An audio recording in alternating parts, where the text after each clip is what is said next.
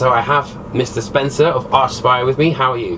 Good, how you doing? Yeah, good, man. Right. So let's talk Relentless Mutation. So what, in terms of the actual themes of the album, what does it kind of encompass?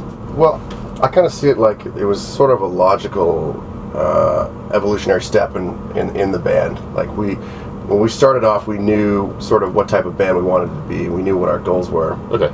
And we've just, with this pretty much the same lineup, we've just stuck at that goal and just kept trying to work at it. And this was like the logical next step of like getting better at our techniques, getting faster, getting better at figuring out what sounds more catchy, you know, more clever songwriting.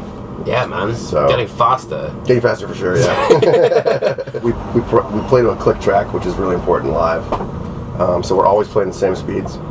And when you train all the time to a click track or a metronome, your brain has a much easier time of adapting to that. And oh, I see. so a lot of the time, like back in the day before we played to a click, if you were playing, say, a big show, or you were stressed out because of a weird changeover or whatever, sometimes the adrenaline would get the best of you, and you know, I would start a song too fast, and then I'd get tired halfway through, and you start playing sloppy, or the other guys, it's too fast for them, they're having trouble keeping up with you.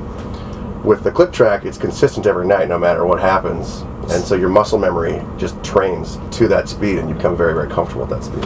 Wow. Yeah. Do you ever think that the kind of technicality overrides the melodic aspect of Archspire sometimes, in people's views, maybe? I think that the music is pretty intense, so people that have never heard anything like it before are like taken Like, whoa! taken back. It's a bit, because it's very extreme music. But I mean, I don't think that clever songwriting means that you have to slow down. You can continue to push the boundaries of speed, but still be clever about your parts and catchy with your parts. Yeah. And melodic, if you like. Yeah. So, in terms of the creative process behind the album, was that any different from the Lucid Collective, or? So we've always written together. We almost never have pre-made riffs ready to go. Oh, right. So we all get together at our jam spot, and we come up with ideas, and then everybody, if one person doesn't like it, we pretty much throw it away. And we'll get a melody we really like, and then we'll change it a bunch of times, and everybody will spitball and sort of inject their ideas into it, and we end up with, you know, a riff which has now weird, you know, pauses in it, or is way faster or slower, some melody changes. And so what we used to do is we used to just use that process to write a song, and then try to remember that and start writing the next song. Well, when we went to the studio, it was like, oh man, we haven't played this in a few months. There's so many changes. There's so many parts to it. What the hell was that? Yeah. So it was difficult to remember. So you were rewriting a little bit when you were back in the studio to make it make sense. Where this time around, we got smarter about it, and after we'd finished the song, we would do our own pre-production. We would do our own recording to it, Okay. and we would maybe once a week get together and not jam, and we would just listen to the song, and we would talk about what we thought was like the strongest riffs, the best parts. Did this work here? Did this work there? And it let us, you know, move stuff around and delete things that we thought weren't very good. Because a lot of the time when you're playing at these speeds and the technique you're doing is really difficult, and like for the drums, it's really like ridiculous. The stamina is like, lung capacity is a big thing for me. Like getting too tired, overheated. Yeah, it's a huge thing.